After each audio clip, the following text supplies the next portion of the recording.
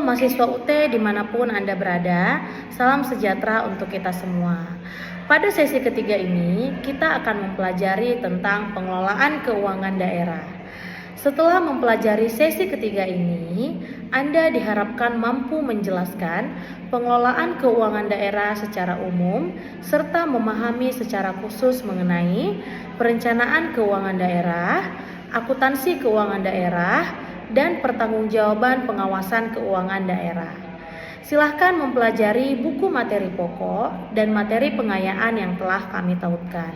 Jangan lupa pula untuk mengerjakan tugas ke-1 dan memberikan tanggapan pada forum diskusi. Kepada seluruh mahasiswa, tetaplah belajar dan jujur dalam mengerjakan tugas.